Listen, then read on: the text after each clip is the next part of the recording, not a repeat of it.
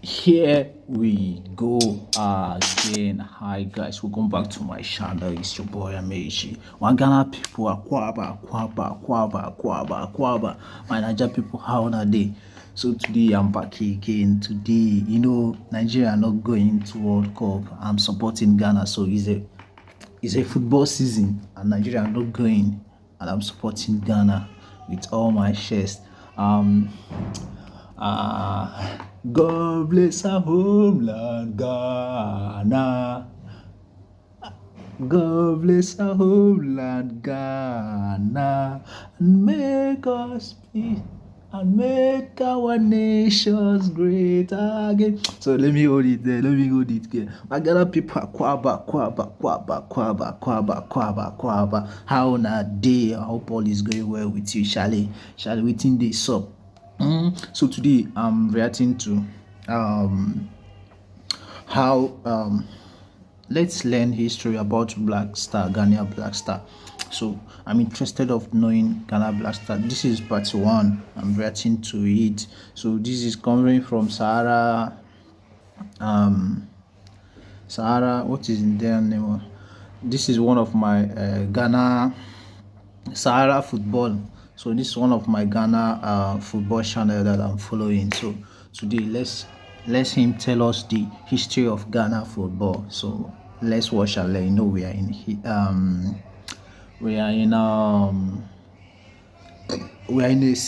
a football season, World Cup season. So let's learn about Black Star. Arise, hey, arise, Aje, Aja. Hey, say, yeah. Let's bring the trophy home, Black Stars. Arise. Hey, Black Star. We Nigeria, we your brother Nigeria here. We are supporting you guys. Rise. Hey. Let's support Ghana.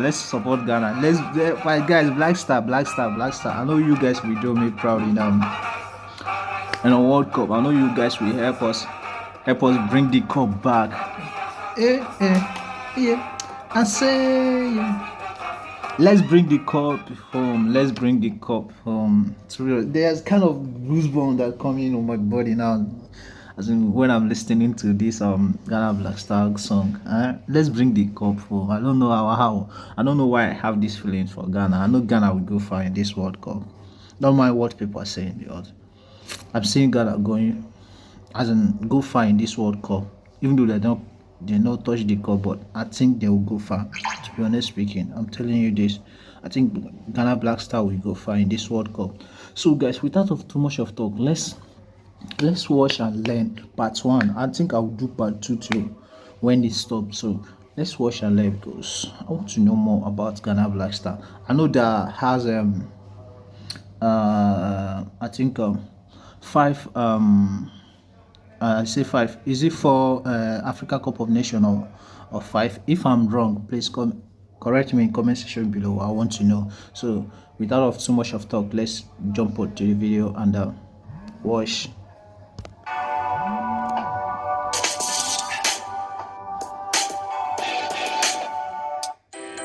Don't miss any content. Don't forget to subscribe and click the notification bell. Sorry, I'll call you back. The Ghana Black Stars, the pride of the nation, the one embodiment Ghanaians can rally behind in unity, the hope of a football-linked nation. Over the years, the Ghana Black Stars brought some highs and lows to the nation. But how did this team come about? What is the origin of the Black Stars? Today, we're going to look into that and see why the Black Stars is adored by the people of Ghana so much. As usual, if you're new to the channel, I advise you to subscribe to the channel and to click on the notification bell to get more updates. This video is based on an article by Fifi Anaman. I'll leave a link to the article in the description. Ghana has been a footballing nation even throughout its colonial years. Now, in 1951, Ghana, then known as the Gold Coast, sent its Gold Coast 11 on tour in the UK. The team was without a coach and the players played barefoot. They lost 8 of the 10. I actually don't understand. How can you go without a coach? Well, that's back then, sha. Well, that's can somebody through more explanation on this, because I want to know what happened that make them, or they have problem with with the coach or what. I want to know what's happened that makes Ghana did not carry coach go the match. I want to know. 10 games they played in other tournaments, yet some of them made an indelible impression. James Ajay, in particular, was reportedly described by a commentator as a player who, all things being equal, could hold his own among the best forwards in England. CK Jemfi, top goal scorer of the team in the tournament, was nicknamed Cheeky Charlie for his clever dribbling and body swerving skills. Jemfi would go on to be a great coach for the Black Stars, but that's later in this story. So it was clear that Ghana had footballing talent even at that stage. The fact that Ghanaian footballers were predominantly gifted was a given, but talent alone was not going to cut it or guarantee success, though it would make it easier to achieve that. That is what Ghanaian footballers needed: processing of the raw talent into a winning currency. That, however, didn't happen until 1957, when Sir Stanley Matthews, invited by Hearts of Folk to tour, ended up having a lot of exhibition and clinics to hone talents before he recommended more of such exhibitions. And Ohenejan, head of the Ghana Amateur Football Association, which would later on be known as the Ghana Football Association, obliged. He took that into consideration and began the search for the first Black Stars coach. Ohenejan settled on George Edward Ainsley. He was recommended by EFK Epton, an official at the Ghana High Commission in London.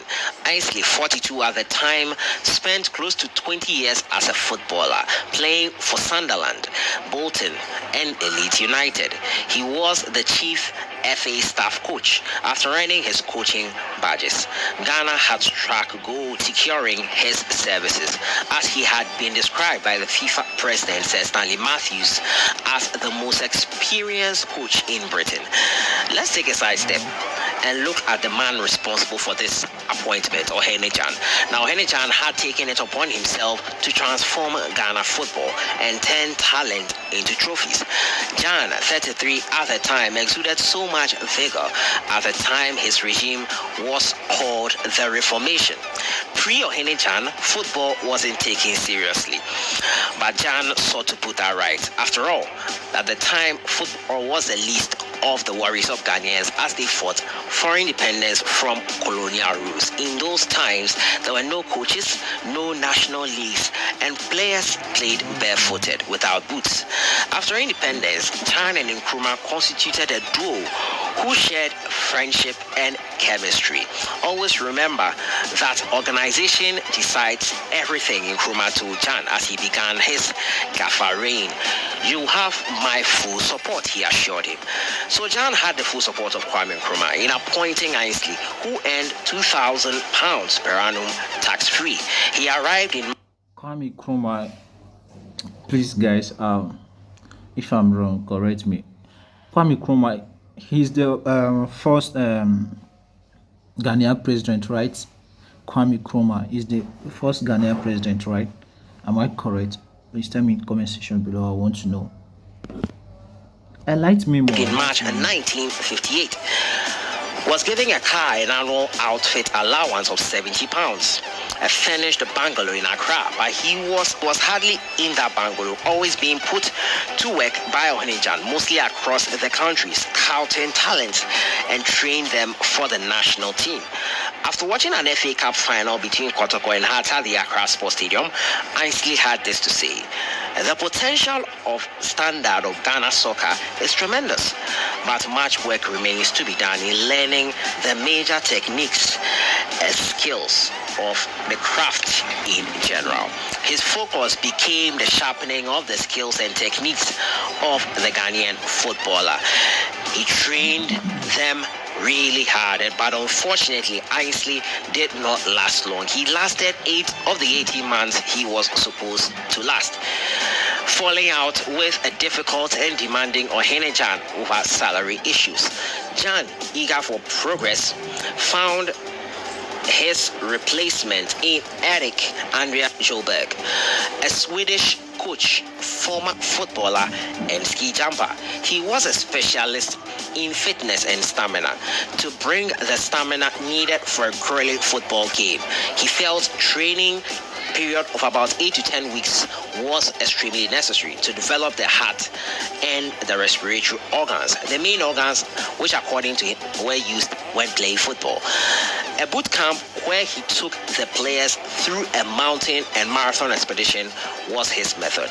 He really worked them military style. Over time, stamina was built. It became Ghana's weapon, but over his reign, it became clear that stamina alone wasn't enough. A clear strategy was needed. But before that change could be made, and before the appointment of Hungarian Joseph Emba, Ohene-Jan, after a humiliating defeat to Fortuna Düsseldorf in the reign of Sjöberg, decided that the Black Stars needed a real shaking up. After that humiliating defeat, Jan sought to dismantle and rename the team, which had evolved from Gold Coast 11 to Ghana 11 after independence. He wanted a name that would be symbolic of Ghana's identity, one that would make the country stand out. Eventually, Black Stars was settled upon because, according to Jan, in the center of the national flag of Ghana is a black star, symbolic of the rising spirit of Black Africa. 8 days after that demolition by Fortuna Düsseldorf, Jan announced the Black Star Group. The team was based in Nsawam. Okay, so this is where the name come from. Wow, interesting. Where Jan lived with Andrea Sjöberg in charge at the time. Only the best were allowed as high standards were set. Performances of the players were always under review. Those lagging and not performing would be replaced by eager talent waiting on the fringes.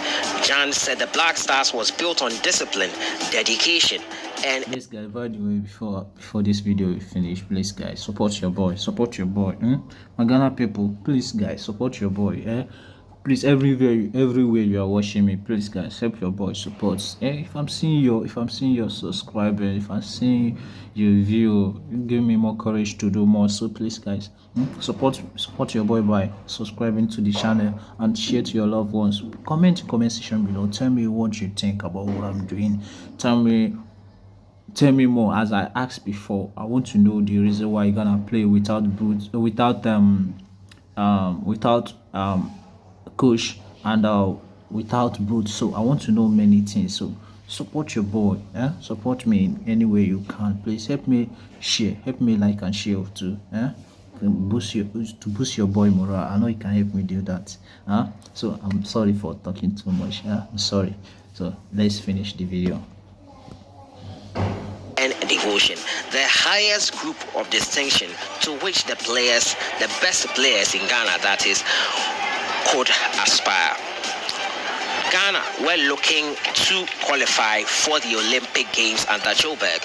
Jan sorted out FIFA and CAF affiliation by 1958 and felt that Ghana needed to venture into the world of competitive football. Unfortunately, Sjöberg failed to qualify for the Olympics in a group with Nigeria and Egypt. He did, however, manage to win the Maiden Nkrumah Gold Cup in 1960 before he left. His replacement was Joseph Emba. Emba arrived in April 1960, signing an 18-month deal to build on technique and stamina. But why was Emba brought in the first place? What was so special about him? Well, to put it simply, he was poached from Slovian Bratislava, a team that had beaten Ghana all Ghanaian opposition whilst they were on tour in the country and condemned their faulty tactics. Jan approached him and offered him the job while he was in the country. At that same time, the Hungarian was much respected, holding a master certificate, the highest coaching certification in Hungary. At the time, Hungary was a football behemoth. They emerged as the world's leading football nation, conquering all that stood in their path. They lost only a single match in 50 matches from 1950 to 1956. That single match, unfortunately for them, was a 1954 World Cup final versus Germany in Switzerland. Most of the players in that iconic team were coached by Ember at youth level. In Ember, Jan found a man who could inject Hungarian DNA into Ghanaian footballing DNA, and that was what Jan really was looking to do for Ghana football. It was similar at that time to how Brazil is the standard of football. That Hungarian team, consisting of Ferenc Puskás, who the famous Puskás Award has been named after, beat England, the thought originators of the game of football, home and away, 7-1 in Hungary and 5-3. Jan had found his man. 4 months after Joseph Ember was in town, after Joburg had left, to make the durability count. He had come to transform the Black Stars into a team that would rule the continent and be known globally. I realized that Ghana side was a potential force, Ember said in his press conference. And in talks with the energetic association chairman, Mr. Ohenejan, I promised to come to this new nation and do my best to develop Ghana football and at least bring Ghana soccer to its first class standard. And he had come well equipped. The Hungarian style had been considered by many to be the precursor of the total football system employed by the legendary Dutch coach Rinus Michels in stints with Ajax and Netherlands in the 1970s and 80s. So that is the end of part 1 of the... Yeah, guys, I hope you enjoyed the part 1. I hope you learned something that you never knew before. As for me, I learned a lot of things. I learned a lot of things that I never knew about Ghana Black Star. So see you in part 2. Thanks for watching. Peace out.